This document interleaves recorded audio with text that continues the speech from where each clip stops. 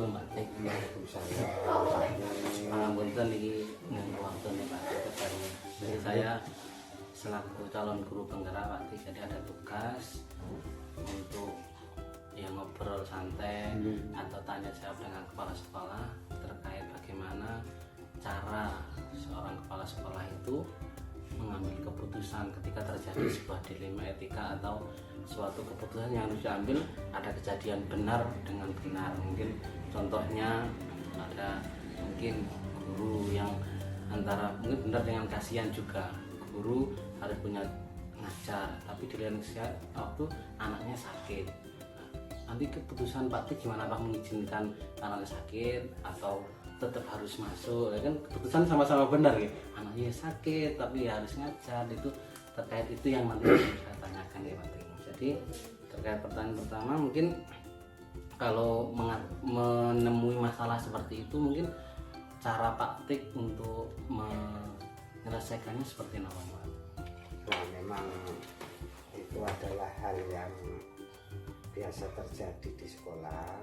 Jadi dilema etika itu pasti muncul pada suatu saat. Lah itu memang harus kita pahami, harus kita katakanlah kita teliti dengan seksama permasalahan itu, dan itu harus dikatakanlah diputuskan dengan sama-sama yang baik begitu, karena memang betul sama betul tadi. Jadi seperti itu, katakanlah kalau misalnya ada guru yang harus ditunggu anak-anak, katakanlah ditunggu anak-anak untuk mengajarkan begitu ya. Kemudian pada waktu bersamaan, kemudian dari keluarga kemudian ada bel, kemudian anaknya sakit. Nah, pada saat itulah mungkin guru tersebut kebingungan, sehingga kemudian ke kepala sekolah begitu. Langkah apa untuk kepala sekolah itu tetap diprioritaskan mana yang kira-kira perlu diutamakan atau mana yang perlu klarifikasi tingkat kepositifannya yang banyak. Karena anak sakit, maka otomatis nanti yang di kelas dalam pembelajaran nanti bisa katakanlah untuk menyuruh kepada teman yang lain untuk menggantikan kelas yang diajarnya.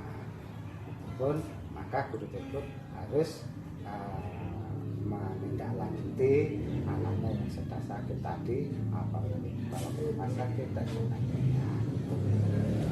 Terima kasih. Jadi memang itu nih berarti harus dilihat dulu prioritasnya ya, mana yang lebih dibutuhkan.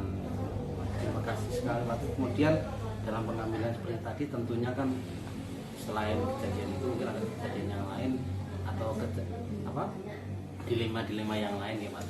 Mungkin kalau tantangan terberat tersendiri menurut Pak Tik apa dalam pengambilan keputusan? Tentunya yang paling sulit itu apabila dalam pengambilan keputusan itu antara betul dengan betul, katakanlah ya, yaitu ada kecenderungan untuk mau menangnya sendiri seperti tadi. Jadi katakanlah mengambil keputusan itu sudah dipikirkan, kemudian sudah betul, tetapi ada orang lain katakanlah yang mengambil keputusan itu katakanlah lebih tinggi, jadi katakanlah lebih betul dia daripada teman untuk dalam bermusyawarah tadi. Ini yang akan menjadikan kesulitan dalam mengambil keputusan. Baik, terima kasih. Kemudian kalau Pak Tik dihadapkan sebuah permasalahan yang itu mengandung dilema etika tadi, kalau Pak Tik itu si model pengambilan keputusannya langsung diselesaikan di tempat atau mungkin nunggu waktu tertentu yang pas untuk menyelesaikan? Apabila ada suatu permasalahan yang kira-kira perlu ada permasalahan itu yang katakanlah permasalahan yang sederhana, ada permasalahan yang berat. Katakanlah kalau permasalahan sederhana itu mungkin bisa langsung diselesaikan dengan bantuan rekan kerja, guru-guru, bermusyawarah. Kemudian katakanlah ada permasalahan siswa, kenapa siswa ini kok sering katakanlah pulang duluan sebelum pelajaran selesai, ini katakanlah begitu, permasalahan kecil saja. Ini kita musyawarahkan sebentar dengan Dewan Guru, akhirnya diambil keputusan yang tujuannya adalah supaya anak tersebut bisa menyadari kesalahannya, kemudian besoknya sudah tidak mengulangi perbuatannya. Tetapi kalau permasalahan berat, katakanlah mempunyai permasalahan misalnya anak-anak sering katakanlah berkata-kata yang kurang betul, katakanlah sekarang kan ada di medsos itu kata-kata yang sedemikian parah, katakanlah misalnya berkata kotor ya. Nah, itu nanti kita pilah-pilah dulu awal permasalahan itu dari mana.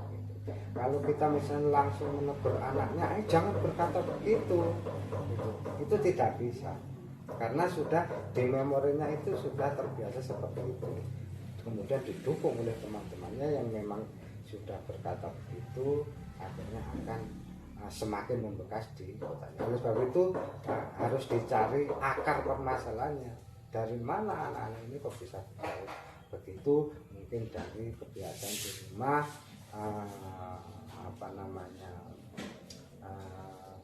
memakai HP terus-terusan, sehingga dampak dari hal itu akan seperti itu. Nah, ini perlu dimusyawarahkan lagi bersama Dewan Guru, kalau perlu mungkin pemerintah dan sebagainya, sehingga mengambil keputusan sebijak mungkin supaya anak-anak bisa lebih baik.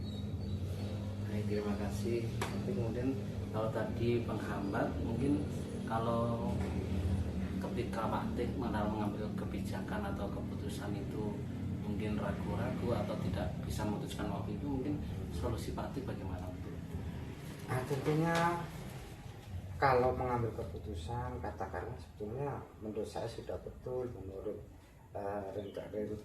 teman-teman juga sudah betul, tapi kok masih katakan ragu, maka kita harus katakanlah komunikasi atau meminta bantuan kepada katakanlah mungkin teman guru atau teman.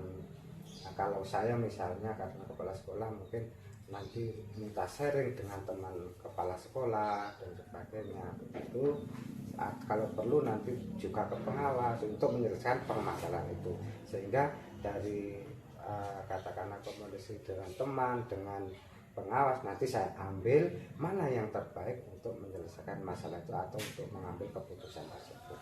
Nah, terima kasih. Tapi kemudian ini dua lagi yang berikutnya, contoh ini contoh ada kasus misalnya, bentar lagi kan ini mau kenaikan kelas. Biasanya kan yang paling umum itu kan ada beberapa anak itu yang mungkin dari segi nilai katakanlah tidak sesuai KKM, nilai jelek, tapi di lain sisi kan tidak boleh ada siswa yang tidak naik kelas. Nah, padahal mungkin ada sebagian guru misal yang ngotot jangan dinaikkan, yang satunya harus dinaikkan. Mungkin kalau caranya Pak Tik menyelesaikan itu bagaimana? Ya. Memang katakanlah kita sebagai guru itu harus fleksibel, ya, harus lentur dalam menangani suatu permasalahan seperti yang diungkapkan Pak Amin tadi.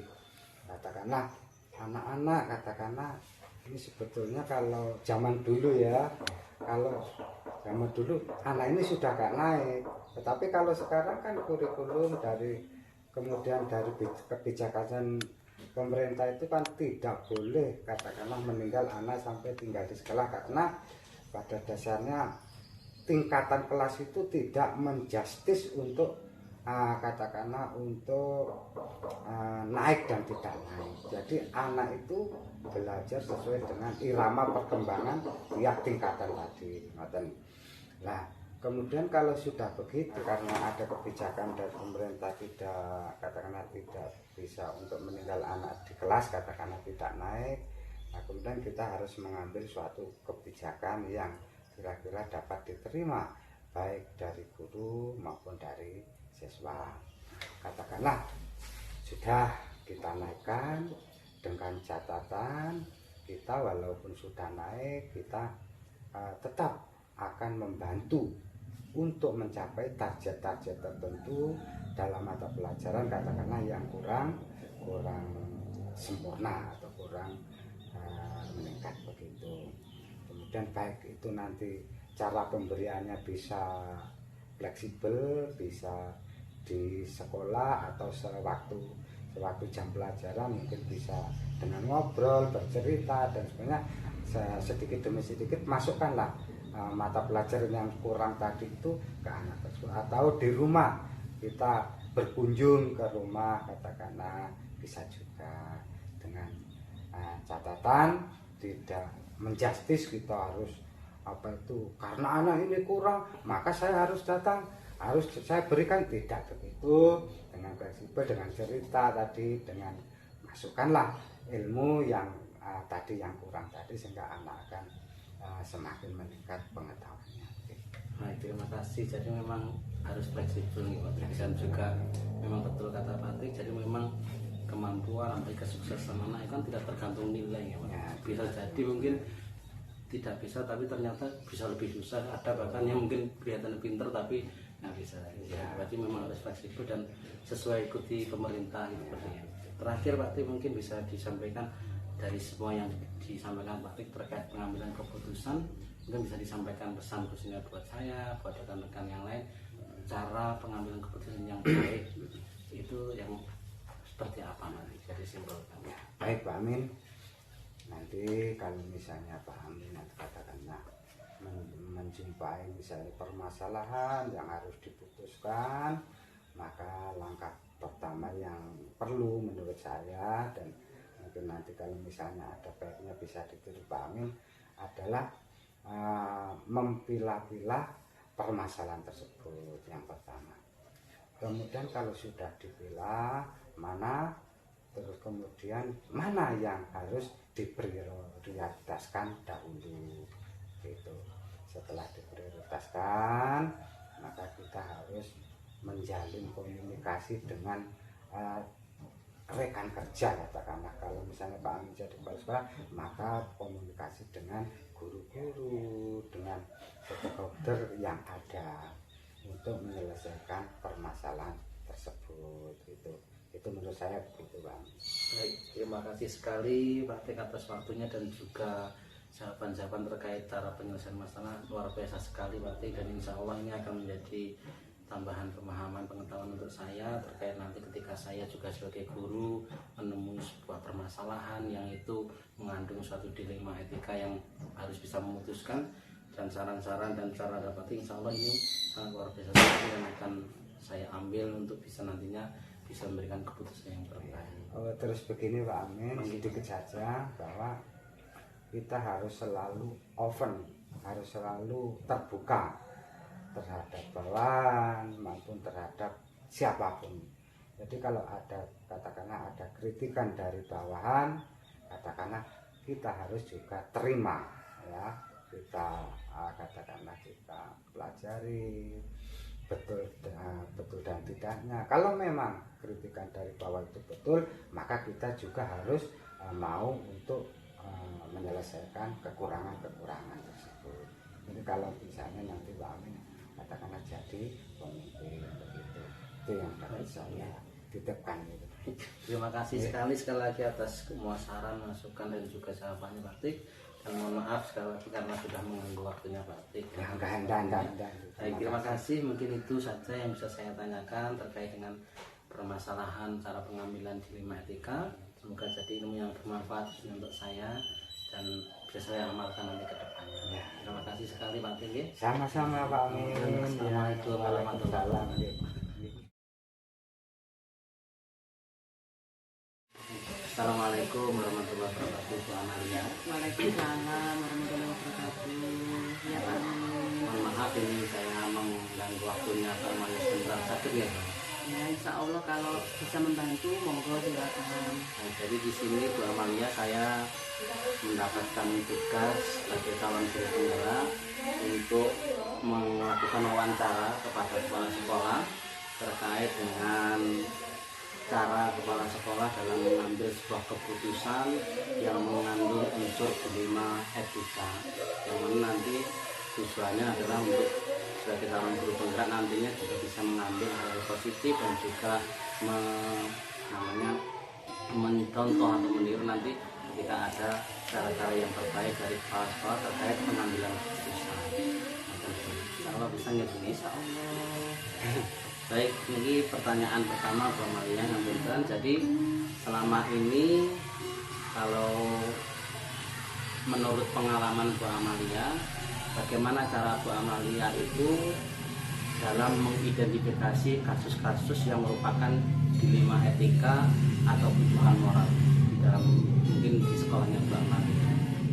Jadi kalau kan itu ada dua hal yang berbeda ya. Kalau dilema etika itu kan benar lawan benar gitu ya. Jadi permasalahan itu benar semua, tapi saya harus bisa memilih untuk salah satu mana yang harus saya selesaikan dulu. Selanjutnya untuk kebutuhan moral ini untuk memperjelas lagi Pak Amin ya, biar nggak lupa gitu loh maksud saya. Kalau kebutuhan moral itu kan sesuatu hal yang apa ya istilahnya membawa kita ke arah hal yang tidak baik gitu kan ya. Iya. Jadi pada intinya memang jadi seorang pemimpin itu ya beratnya di situ. Memang benar-benar keputusan yang diambil itu harus dengan dipikir matang-matang gitu ya. Jadi ketika saya mengalami dilema etika, biasanya dilema etikanya itu ketika terjadi rapat yang bersamaan. Misalkan begitu ya, ada rapat melalui langsung di apa itu di tempat luring gitu ya. Terus dan rapat itu penting karena biasanya yang ngajak rapat kan dari bapak pengawas gitu ya, berisi dengan informasi dinas. Dan pada waktu itu saya juga ada kegiatan yang sifatnya ada meeting di Zoom gitu kan ya, itu pernah terjadi memang seperti itu. Tapi ketika itu memang harus saya kondisikan dua-duanya itu harus saya kerjakan ya, saya kerjakan semuanya. Tapi dengan nanti ya saya harus bisa mengkondisikan. Kalau memang di situ saya menggunakan HP bisa, saya mungkin mohon izin dulu ke Bapak K3S atau pengawas kalau saya menggunakan HP karena pada waktu itu saya harus mengikuti Zoom meeting gitu kan, tapi saya harus pakai headset biar tidak berisik gitu. Jadi karena kenapa kok saya lakukan keduanya? Karena tidak mungkin kalau kedua kejadian itu bisa langsung bersamaan, tidak. Jadi mungkin ada proses yang berbeda, mungkin masih ada di sini waktunya pembukaan dulu, di sini sudah inti. Jadi kedua-duanya saya jalani semua, mana yang pokok-pokok penting itu saya dengarkan semuanya. Jadi ketika dilema etika terjadi, itu hal yang pertama saya lakukan itu adalah saya mikir dulu bagaimana saya mengerjakan keduanya. Nah, setelah saya pikir, saya temukan solusinya dulu. Kalau dengan ini saya cukup duduk diam di situ bisa mengikuti rapat. Tapi ketika Zoom meeting saya harus pakai HP, harus pakai headset. Nah, untuk fokusnya ya memang kalau dikatakan fokus sekali ya tidak bisa. Tapi paling tidak saya mengambil mana yang poin-poin penting yang nanti akan saya catat. Kalau pun saya ketinggalan, saya sudah harus bisa mengatasinya. Kalau saya ketinggalan catatan ya paling tidak saya tanya jawil ke teman saya di sebelah, saya minta catatan ini tadi ketinggalan. Jadi ketika saya menjalaninya itu semuanya jadi lancar gitu. Karena kenapa? Karena ya nggak itu saja, mungkin kita nanti akan menumbuhkan lagi dilema etika yang lain lagi. Mungkin ketika ada rapat wali murid tiba-tiba saya dipanggil ke dinas. Seperti kemarin saya dipendampingkan individu, tiba-tiba Bapak Korwil memanggil saya. Ya saya memang harus mensiasati mana yang lebih penting. Nah ketika memang Bapak Korwil memang meminta saya yang lebih penting, saya mohon izin ke CGB saya. Saya harus hadir dulu ke Korwil. Nanti saya minta izin. Terus setelah itu saya kembali lagi ke CGB DP saya gimana nanti menyelesaikan paskanya, karena hanya tinggal pasca observasi ke wawancara saya tinggal janji ya. Jadi ketika kita sudah siap mental, kita sudah siap dengan segala kondisi dan situasi yang terjadi, solusinya bagaimana, insya Allah dilema etika itu bisa saya selesaikan.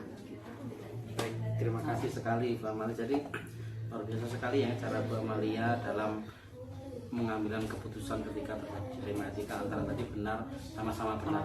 Jadi di pertanyaan kedua ini mungkin tadi sudah terjawab. Jadi bagaimana tadi cara menjalankan pengambilan keputusan di sekolah, terutama kasus-kasus yang dimana ada dua kepentingan yang sama tadi, mungkin sudah terjawab tadi bagaimana Bu Amalia bisa memutuskan atau mengambil keputusan ketika terjadi dua kegiatan atau kepentingan yang sama-sama benar.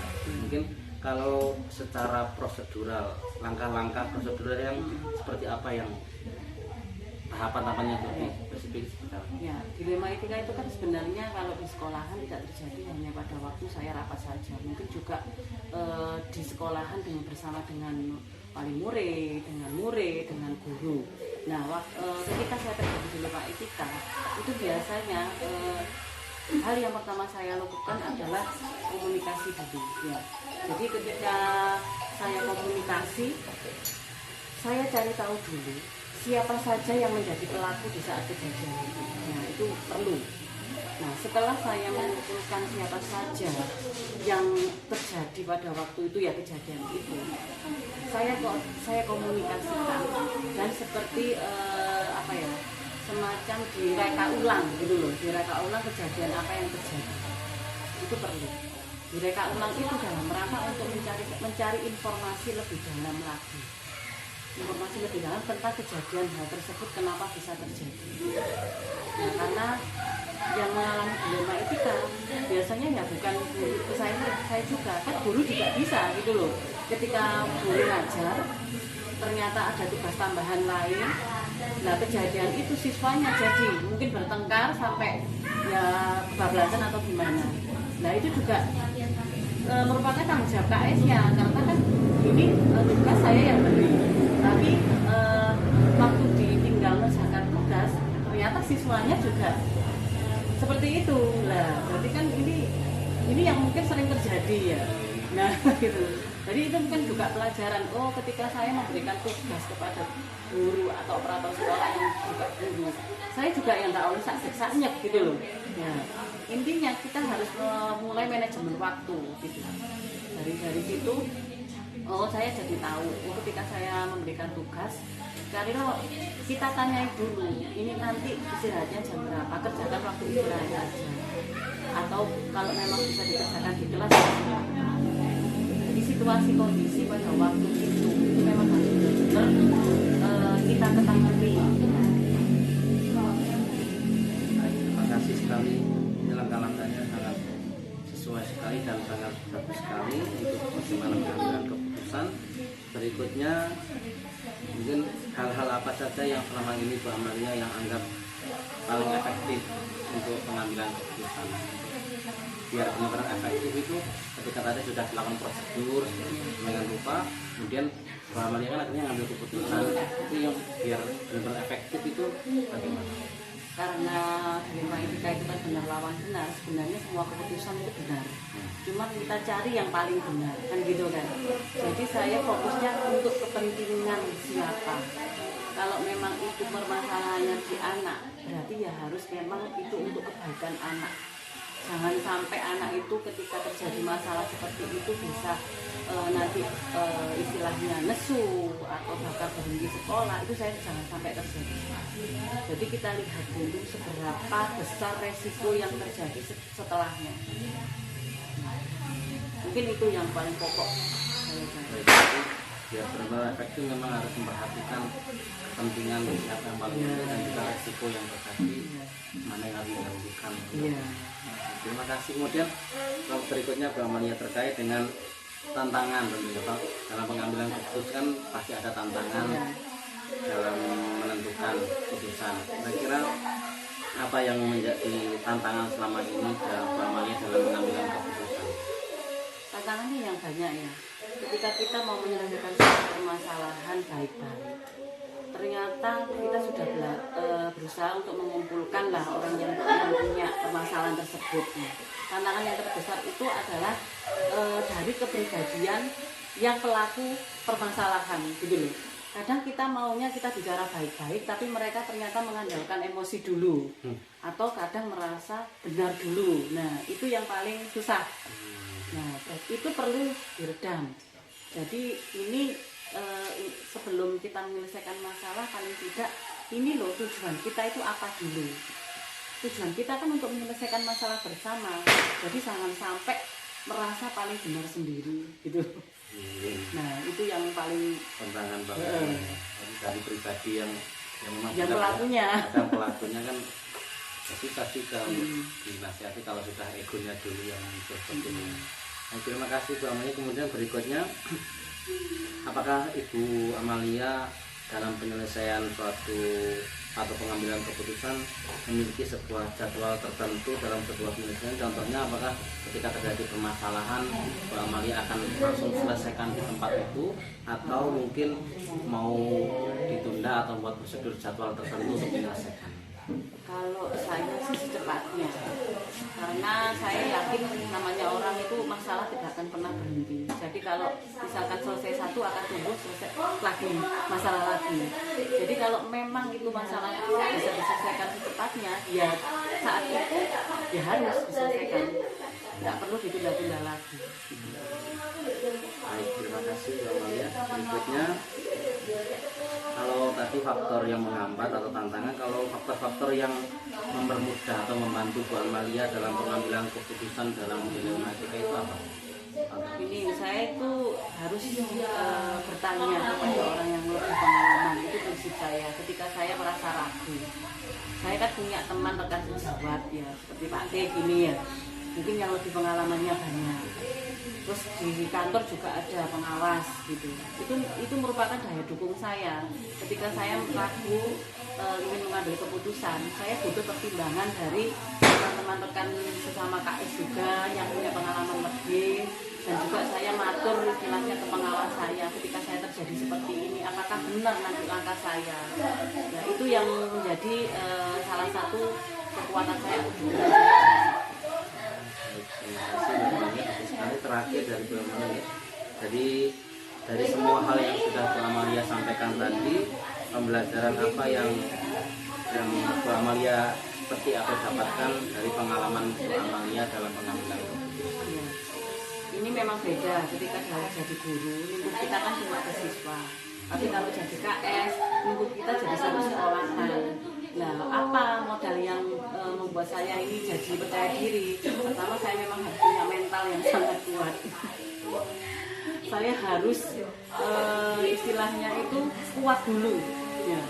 Ketika saya kuat, nanti ketika terjadi permasalahan, saya akan tenang.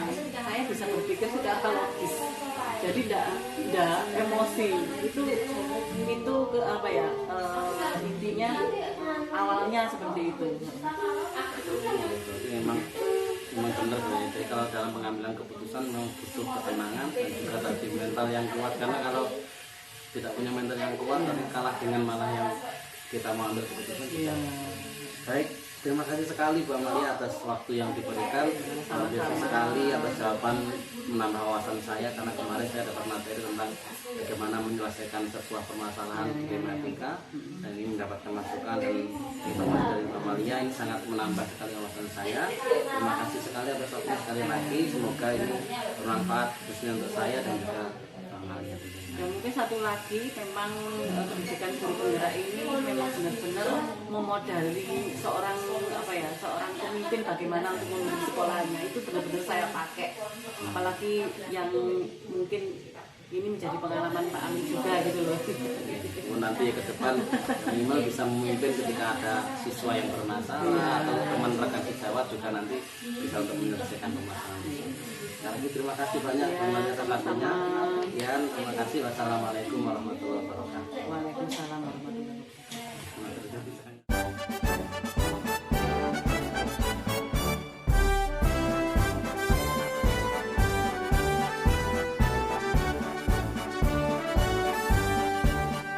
Bulatkan tekad, kuatkan